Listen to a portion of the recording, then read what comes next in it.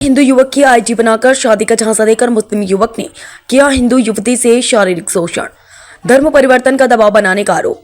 फर्रुखाबाद क्षेत्र में एक युवती ने प्रेम जाल में फंसाकर कई वर्षों तक शारीरिक शोषण, जबरन धर्म परिवर्तन का दबाव और जान से मारने की धमकी देने का गंभीर आरोप लगाया। पीड़िता ने प्रभारी निरीक्षक को प्रार्थना पत्र देकर न्याय की गुहार लगाई। पीड़िता के अनुसार उसकी दोस्ती कुछ समय पहले फेसबुक पर ऋतिक सिंह नामक युवक से हुई थी, जिसने पहले प्रेम संबंध बनाया और फिर शादी का झांसा देकर लगातार होटल में बुलाकर उसके साथ शारीरिक संबंध बनाए।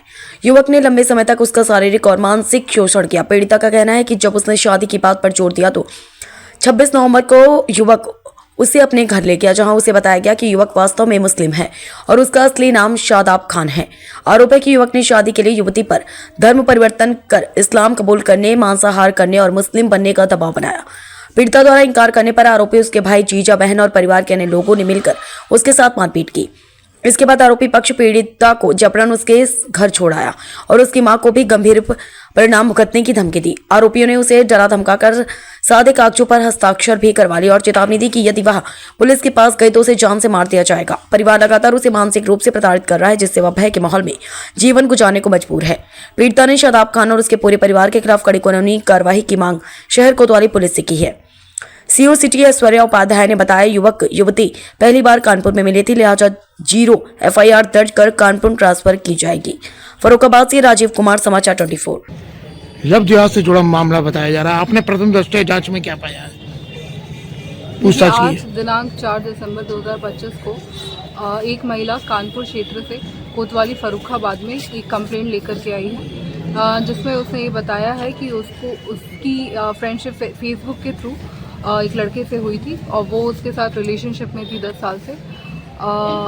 लड़का रहने वाला फर्रुखाबाद क्षेत्र का है। जब उसे ये पता चला कि लड़के ने अपनी आइडेंटिटी छुपाई थी, तब वो यहाँ पे कंप्लेंट करने आई है और इसमें जांच करके अग्रिम विधिक कार्रवाई की जा रही है। प्रथम पूछताछ में मैम क्या कुछ सामने आया? देखिए, जो भी महिला ने बताया है, जो भी उसके साथ में हुआ है, लड़के ने अपनी आइडेंटिटी छुपाई है, उसके साथ में कोई जोर जबरदस्ती की है, जो भी किया है वो सब उसने अपने तहरीर में लिखा है और उसी आधार पे यहाँ पे 0 FIR रजिस्टर की जा रही है।